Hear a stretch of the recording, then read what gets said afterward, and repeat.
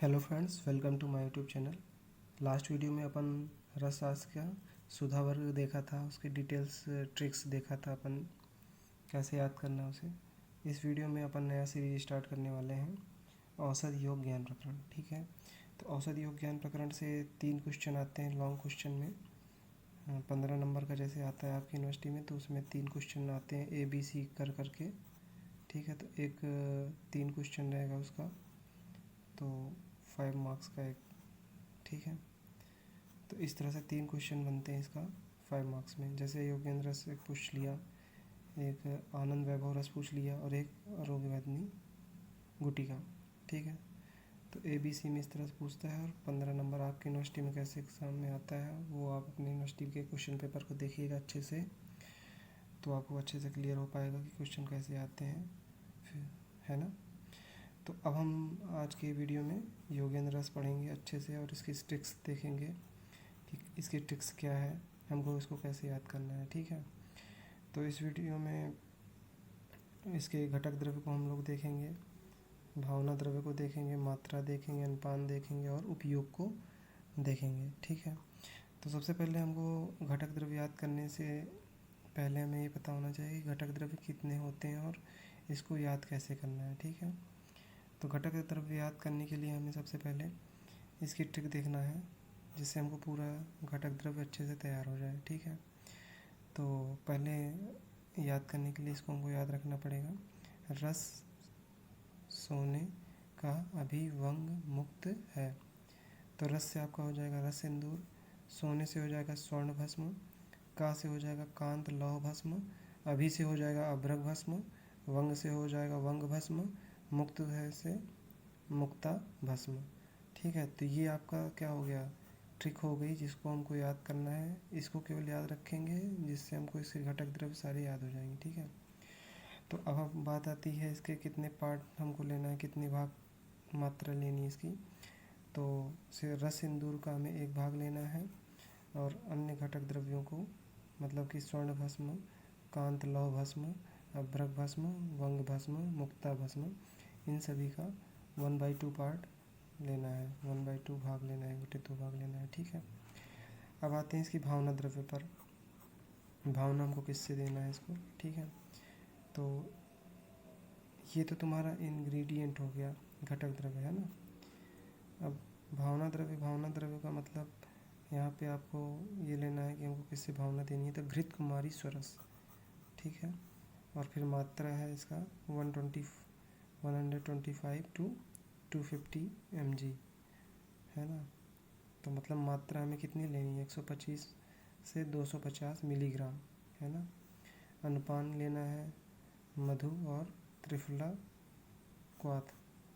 और उपयोग हम किस में करेंगे इसका, बहुमूत्र, वात व्याधि, प्रमेह, पक्षाघात और अपस्मार। ठीक है, तो इसमें हमको इंडियन डिसीज़ में हमको यूज़ में आती है योगेंद्र रस।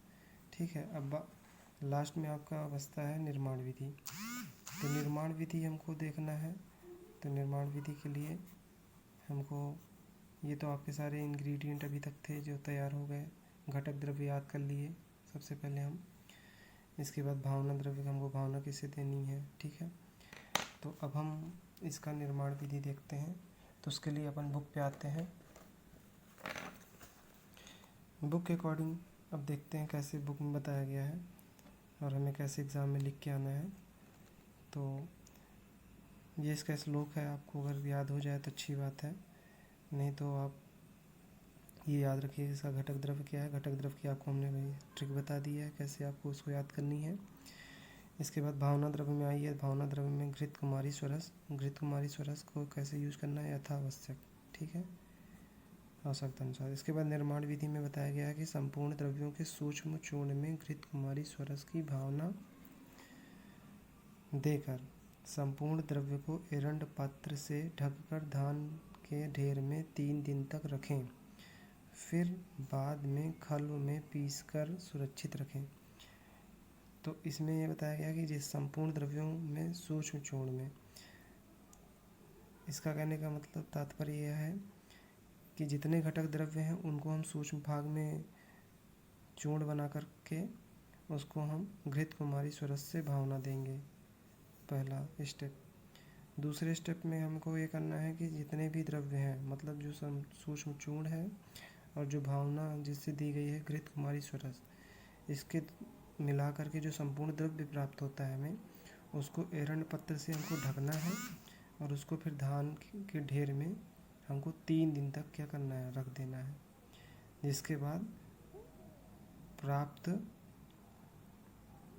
जो मिश्रण है उसको हमको खल में पीसना है और उसको फिर क्या करना है, सुरक्षित रख लेना है।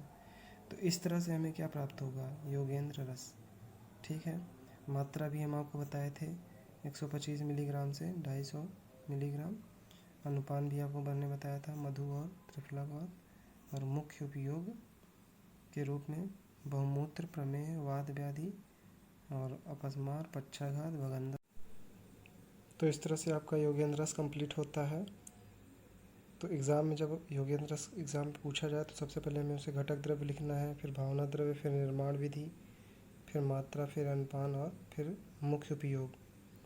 घटक द्रव्य में सबसे पहले हमको जो हम आपको ट्रिक बताए थे उसको ध्यान में रखना है, जो एक लाइन याद रखनी है उसको याद रखना है, जिससे हमें घटक द्रव्य तैयार हो जाएगा। इसके बाद आता है मात्रा की कितने पार्ट हमको यूज़ करना है घटक द्रव्य के, तो उसको भी आपको हमने अभी वीडियो में बताया था पहले, उसको याद करना है। इसके बाद भावना द्रव्य में हमको कौन सा मात्रा, कौन सा स्वरस यूज करना है, इसको हमको याद रखनी है। निर्माण विधि में इसको 2-3 बार आप रीड कर लोगे अच्छे से तो आपको हो जाएगा, निर्माण विधि भी याद हो जाएगी। इसके बाद मात्रा में आपको 125 मिलीग्राम से 250 मिलीग्राम मात्रा में यूज़ करना है। अनुपान भी आपको मैंने अभी बताया था।